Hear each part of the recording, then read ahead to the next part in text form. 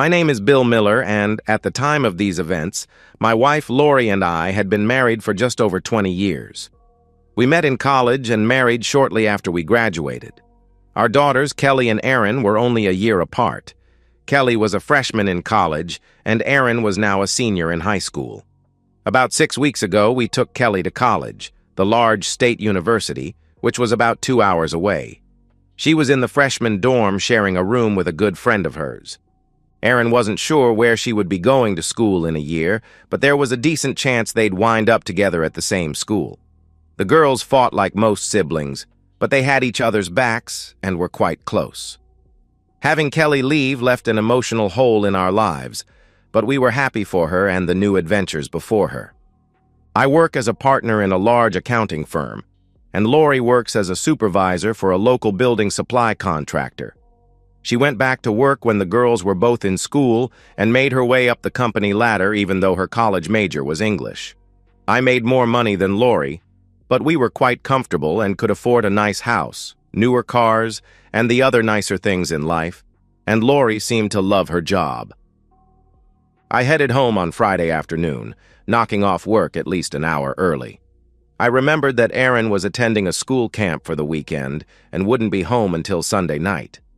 I smiled as I thought of some romantic reconnection time with my wife, maybe a romantic dinner at our favorite Italian bistro, followed by some overdue lovemaking. We'd both been a little off-kilter since dropping Kelly off at school, so maybe a weekend alone without kids would help reignite our relationship. I saw Lori's car in the garage as I parked mine. She must have decided to leave work a little early, too. Maybe she was on the same page as me and wanted to spend some quality time together. I'd suggest we go out to dinner at the Italian bistro to start our weekend off on the right foot. I didn't see her in the kitchen, so I made my way to our bedroom to change my clothes and see if Lori was back there. Maybe she had just arrived home. Walking towards our bedroom, I announced, "Honey, I'm home. Are you in the bedroom?" "Yes, Bill, I'm in here." Entering the bedroom, I saw Lori sitting on the seat on her expansive side of the bathroom, carefully applying makeup to her face and eyes.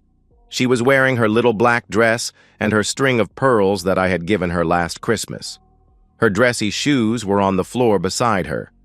I also noticed that her overnight bag was opened on the bench, and she had been in the process of packing, some lingerie and more casual clothes having already been packed. "Oh, crap, Lori. I didn't remember that we were going out for the weekend.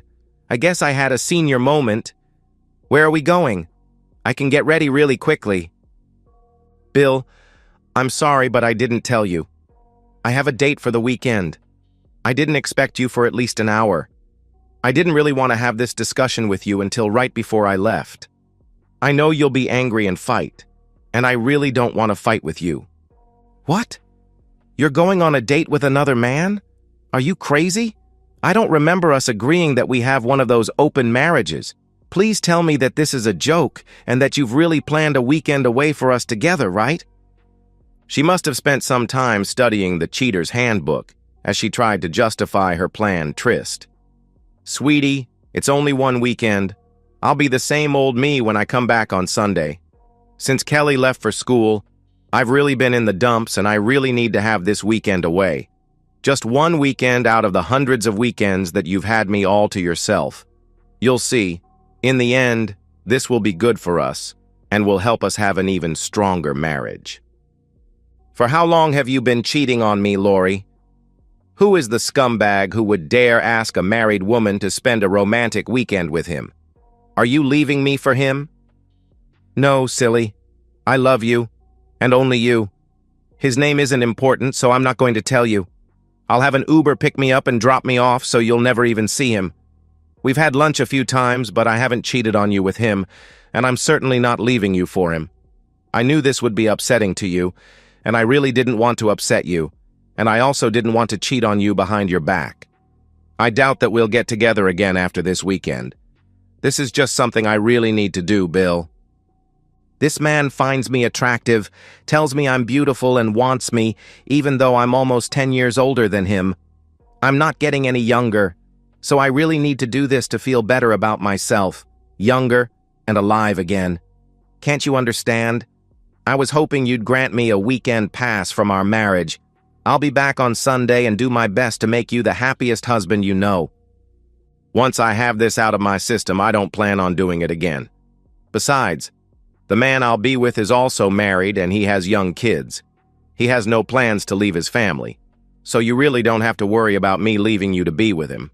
It's only intimacy, Bill, and only for one weekend out of about 1,000 that we've been together. I wish you'd be understanding and grant me a weekend pass without being angry and holding a grudge. I'm sorry, but I've made up my mind, Bill, and I'm going to do this. If you don't let your male ego get in the way, you'll see that it really isn't that big of a deal and doesn't have to affect us or our marriage. Can't you just grant me one weekend pass, Bill, please? I stood there staring at my wife in complete disbelief. Who body snatched my wife and replaced her with this crazy person I found in my house? My mouth was opened, but my brain wasn't yet forming words to address her insanity. Just then, from a corner recess of my mind, I remembered something that might just make this entire disaster turn out in my favor, and I cracked a little smile. So, it sounds like you're bound and determined to spend this weekend with some other man. Damn the consequences, right? You don't have to be so crude or melodramatic, Bill. There doesn't have to be consequences, she used air quotes, unless you want them. But to answer your question, yes. I have decided that I need this weekend away. Trust me, this weekend won't hurt us one bit, and I'll be back on Sunday just the same as I am now. All right. It sounds like you're determined. I suppose he probably told you this nonsense about having an affair with him for an entire weekend and not having any consequences.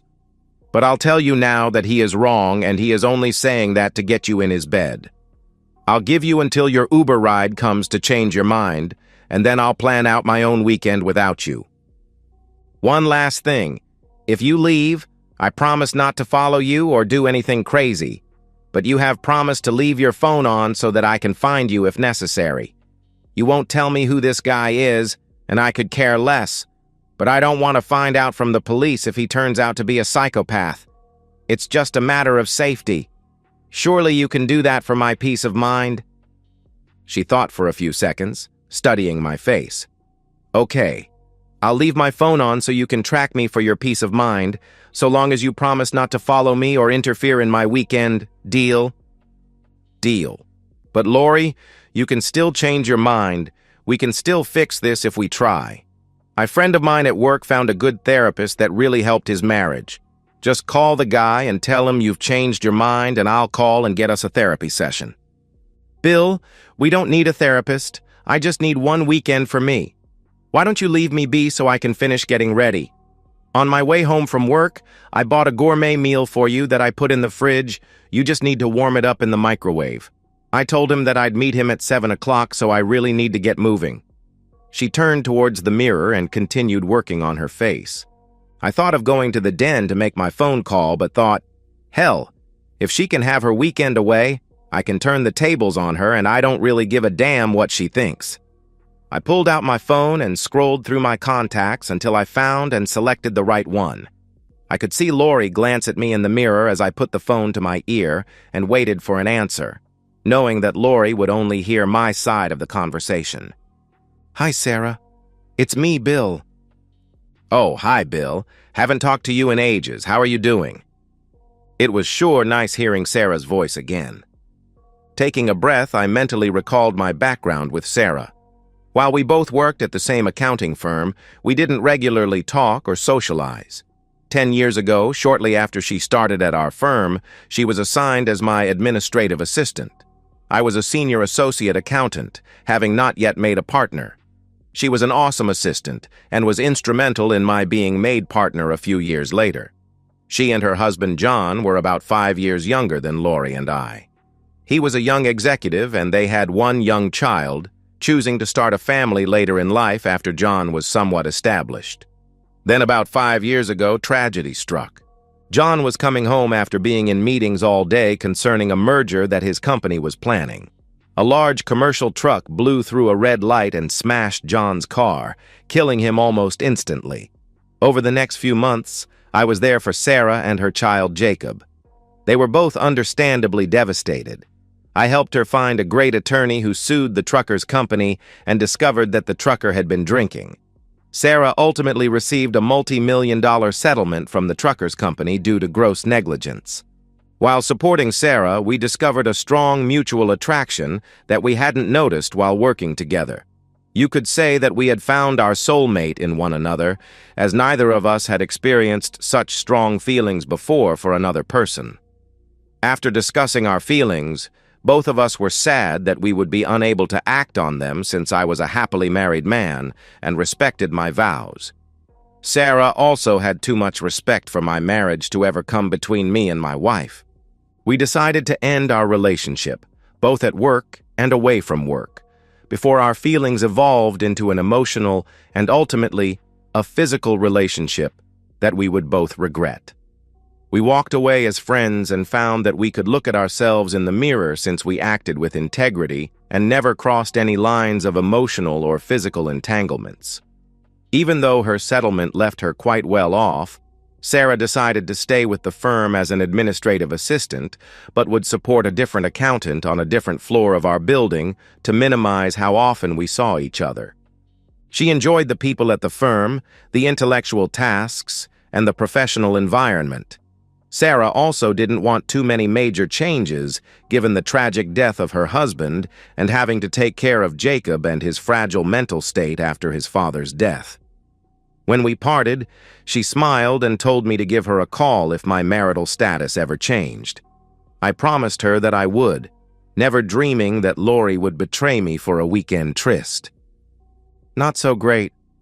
My wife just informed me that we now have an open marriage and that she is going to spend this weekend with another man. To hell with what I think about it. You're kidding, right? I can't believe she would do something like that to you. I thought you had such a solid marriage. I wish I was kidding. I thought we had a solid marriage too. I'm currently standing in the room watching her get ready to go on her date. Maybe she'll be a sport and confirm her weekend plans. I'll hold the phone out so you can hear her. I faced the phone in her direction. Lori, would you please confirm that you wish to spend the weekend having intimacy with another man? I'm not sure Sarah believes me. I said that loud enough so Sarah would be able to hear me as well. Lori knew that Sarah had been my admin years ago. Lori and I attended John's funeral together, and Lori made some casseroles and other things that we gave to Sarah to help support her in her time of need.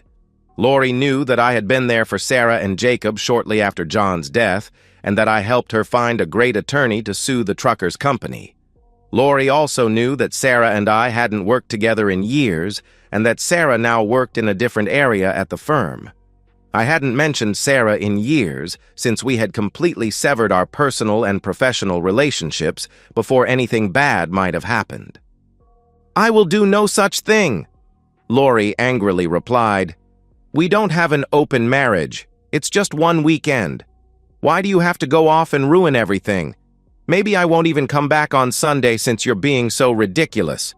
She then picked up her own phone, and I could see that she just requested her Uber ride. I'm going outside to wait for my ride. Maybe try not to be so childish when I return. With that, she zipped up her overnight bag and pulled it behind her as she marched through the bedroom towards the front door. Returning the phone to my ear, "Did you hear that?" Yes, I did. I simply can't believe she is doing this to you. Is she having an affair? Do you know the man she is seeing? No, I don't know the scumbag. She wouldn't tell me his name, but she did say he was married with young children.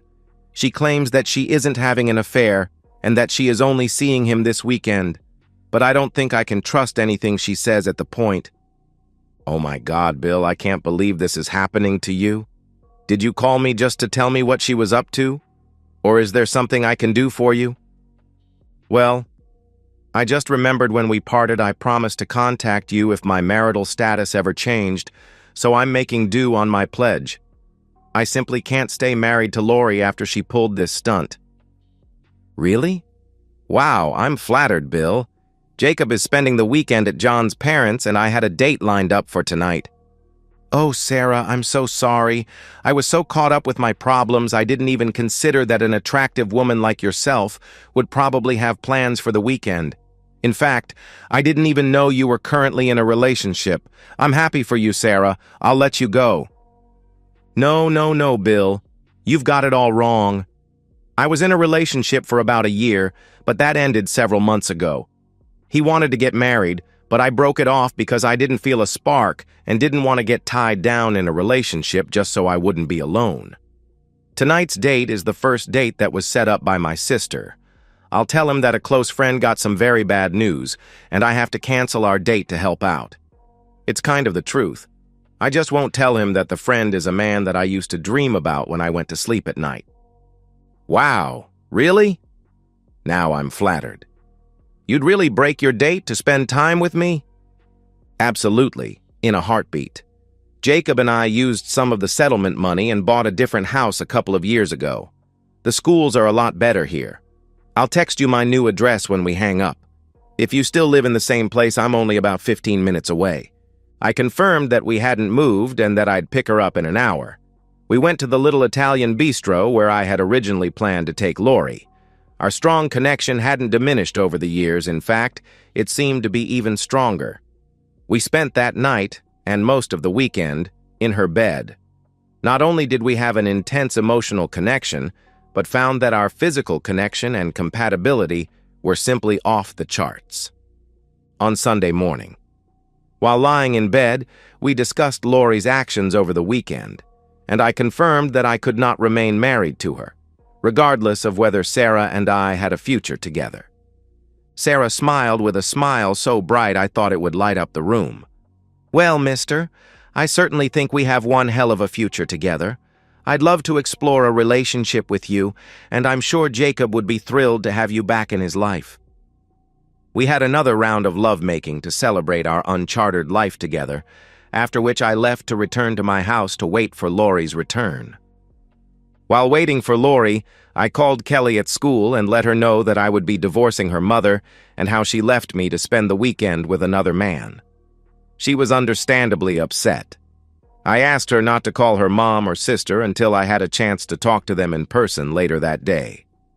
I planned to talk to Erin when she returned from her school trip later that evening. I was sitting in my chair in the living room when the Uber driver dropped Lori off around 2 p.m. She breezed into the room, pulling her overnight bag behind her. She had a huge smile on her face. At least she didn't look like another man's woman, but looks can be so deceiving. Hi, sweetheart. I knew you'd be home waiting for me. See? Nothing's changed. I'm the same wife that left Friday night. I knew you loved me enough to let me have one little weekend away. You know, I'm going to make it up to you, and you'll be the happiest husband alive. I've been told that reclaiming your wife can be really fun. If you want, I can go put something beautiful on. You can have your way with me before Erin gets back tonight from her trip. I had my phone propped up on the table, taking a video to record the conversation. She hadn't noticed. I thought I might need the recorded conversation for my kids and other family members if she tried to lie and make me out to be the bad guy. Lori, I know how you hate protection, and I've had a vasectomy, so don't lie to me and tell me that Richard used protection when he had intimacy with you all weekend. You might be willing to trust him with your health, but I'm sure as hell not going to trust him with mine. She had the decency to look down at the floor, realizing that the conversation wasn't going the way her douchebag boyfriend said it would go. Suddenly, her head shot up. How do you know his name? You promised that you wouldn't follow me or interfere with my weekend. I didn't follow you. I had my private detective follow you for me. I just had to provide him with your location. Thanks for leaving your phone on for me, by the way. He couldn't start watching you until Saturday since you sprung your plans on me Friday evening. I had to pay him double time given the last-minute nature of your tryst, but it was worth it, if only to get Richard's wife's reaction when she learned of her husband's weekend activities. Did you know that Richard's wife's dad owns the business where you and Richard both work? Sounds like Richard's career will come to a screeching halt Monday morning. Your workday will also be most interesting, but I've asked them not to fire you, at least for the time being. Lori sat down on the sofa opposite my chair and slumped down. "I can't believe you would do this to me," she complained. "That makes two of us," was my clever rejoinder. "He said this weekend would give our marriage the spark that it needed," she remarked with her head in her hands, intensely looking at the floor. "That's what happens when you listen to your boyfriend instead of your husband. It turns out that the spark that you and he created just blew up two marriages."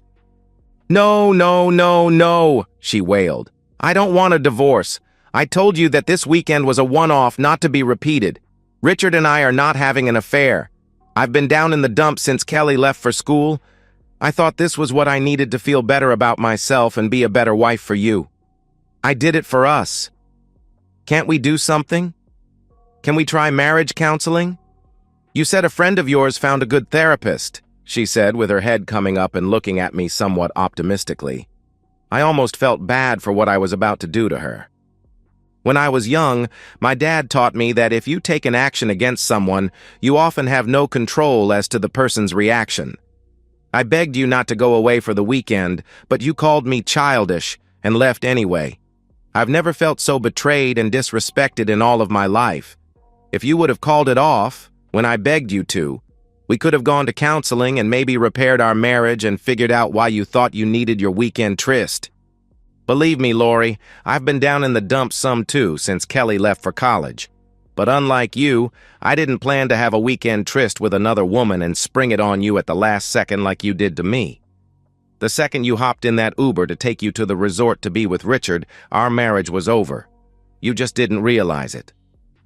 Lori started sobbing as she crumbled to the floor. She crawled to my chair and hugged me around my lower legs. "Please, please, Bill, don't leave me. I was stupid, and I let Richard fill my head with lies. The intimacy with him was mediocre, at best. He isn't even in your league. Please, we can work on our marriage and be better than ever. Please don't leave me." I picked my phone up off the table and turned off the recording. "Lori, I have a confession to make." She raised her face up from my shins and looked at me. "What did you do? Did you see Sarah after I left?" "It's okay, Bill," she excitedly said. "We both took a weekend off from our marriage. That makes us even, right?" "Yes, I did spend the weekend with Sarah, but it's more complicated than that." "What do you mean?" I explained how Sarah and I had become close and felt a strong connection after John's death, even though we never crossed any lines or had an emotional or physical affair. "I've hardly spoken to her over the past 5 years. We parted ways when we both realized we could be going down a dangerous path for my marriage. I was happily married and respected my marriage vows. Sarah also respected our marriage. She respected it far too much to ever do anything to come between us. But she did tell me to call her if my marital status ever changed. That's why I called her. You essentially threw our marriage in the garbage and never listened to my pleas to stop with your insane weekend plans. In the end, it turns out that Sarah respected our marriage more than you did." "Oh my God, what have I done?" Lori wailed as she gripped my lower legs tight and pressed her face into my shins once again. "I can't believe this is happening to me." "That makes two of us," I replied. "When Sarah and I got together this weekend, we found that our connection is even stronger now than it was when we parted, and that we are truly soulmates." I could feel Lori shuddering as she kept her face buried in my shins. "Sarah and I never would have gotten together, maybe never even spoken again, if you hadn't betrayed me this weekend. But you gave us the opportunity to be together, and now we never want to be apart again. I'll be filing for divorce next week.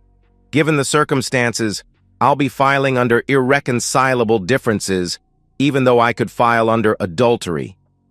I promise to be fair in the settlement and not try to leave you destitute as I try to remember the good times we spent together. I told Kelly that you spent the weekend with another man, and it's only fair that we tell Aaron the same thing. I'm happy to let them know that I'm now with Sarah, but I'll tell them that I only reacted to your betrayal. If you don't try to make me out to be the bad guy, then I assure you that the private detective's report and photographs won't see the light of day." I think Lori knew fighting for me to stay married to her was a lost cause. We talked with Aaron later that night after she returned. Aaron was upset and asked if we could try marriage counseling. Without going into details, she knew her mom had screwed up. She also knew that I had reconnected with Sarah and that we were starting a relationship. She quickly realized that marriage counseling wasn't in the cards. I stayed in the guest room for a few nights to make sure that Aaron would be okay, and then I moved into an extended stay hotel, splitting my time between Sarah and Lori Aaron. Later that week, I presented Lori with the outline of a very fair settlement offer. Even though the settlement money from John's death was in trust for Sarah and Jacob, I knew that I could leave Lori the house and a decent amount for alimony and child support without any financial impact. To Lori's credit, she never tried to make me out to be the bad guy or claim that I was the reason that we divorced. She'd try and tell people that we simply grew apart. Some knew that was nonsense, so as a last resort, she'd tell them that she really screwed up and that my leaving was entirely justified. Sarah and I married shortly after my divorce was final. The wedding was small but beautiful, and my bride was breathtaking. We only invited close family and friends. I was happy that both Kelly and Aaron attended and appeared genuinely happy for us. I think they both realized that there was no way I could stay married to their mother after what she did, and they just wanted me to be happy. Sarah was in her mid-30s but convinced me that my baby-making days weren't over. I had my vasectomy reversed and we proceeded to have 2 wonderful, healthy babies. First, we had John, named in John's memory, but we called him Jack. Then, a year later, we had our little girl, Jacqueline, named after my mother. We called our little girl Jackie. Jacob and I have developed a great father-son relationship. Looking back, he really needed a father in his life. I hope that John is up there somewhere looking down at Sarah and Jacob, and that he is at peace knowing that they have found such happiness. Today, it's been almost 10 years since that fateful weekend. Sarah and I are as happy as 2 people have a right to be as we attended Kelly's wedding to her longtime boyfriend, Tom. Jackie was their flower girl, and Jack did a great job as the ring bearer. Jacob was in high school now and was a very handsome and athletic young man. He attended with his very pretty girlfriend. I hadn't seen Lori in over 6 years. She looks all right, but can't hold a candle to Sarah. I think having 2 more kids made Sarah absolutely blossom. Lori had finally remarried a man named Stephen, whom she met at work. I met Stephen at the rehearsal dinner, and he seemed like a pretty good, all-around nice guy. We had a private moment to chat, and he mentioned that Lori told him what happened between us and blamed herself for our divorce, something I acknowledged with a quiet nod. I assured Stephen that whatever silliness that had possessed Lori had been vanquished and that, for the most part, she was a wonderful wife and partner. He readily agreed. I learned that Lori was on seriously thin ice at work for a while, but they never fired her. She had some crappy assignments for a while, but eventually she showed her loyalty and hard-working nature, so she was eventually promoted to be an area manager, ironically the same job that Richard had before he was fired. Sarah and I mingled with guests at the reception after the ceremony. We ate, danced, and had a great time. Kelly and Tom were jetting off to Hawaii in the morning for a honeymoon that Sarah and I had given them as a present, along with a sizable check to help them with the down payment for a house that they wanted to buy. Towards the end of the evening, I saw Lori approach Sarah and have a brief chat. Lori then came to me and asked me if we could have one dance together. She said that Sarah had said it was okay with her. I glanced at Sarah and she nodded her head. I took Lori in my arms and we danced to the slow music that was playing. It almost felt like old times. Neither of us said a word until the very end of the song when she stopped and looked up at me. "Bill, I'm so sorry for what I did to us all those years ago. I'm glad I found Stephen, but I never stopped loving you. Seeing you so happy with Sarah makes me feel happy for you, but also makes me hurt thinking about what might have been. Lori, for what it's worth, I forgive you and wish you and Stephen nothing but happiness. I had a chance to talk with him earlier, and he really is a good guy. He and I have something in common. We both love you. You're right. Sarah and I are incredibly happy, and in a strange way we have you to thank for bringing us together. Please forgive yourself and love Stephen and your family with everything you have."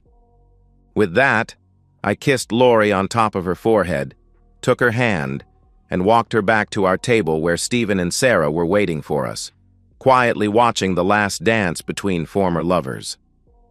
I saw the beautiful smile on Sarah's face and thanked God for bringing her back into my life, even though it was in a most unusual way. And so, we've reached the end of today's story. Was it what you expected, or did it take a twist you didn't see coming? I'm curious to hear your thoughts. Share them in the comments below, and let's get a conversation going. If this story kept you hooked, make sure to hit that like button. And if you're new here or just haven't subscribed yet, now's the perfect time to join our community. I bring you fresh, captivating stories every day, so click that subscribe button and turn on notifications so you never miss out. Thanks for watching, and I'll see you in the next one.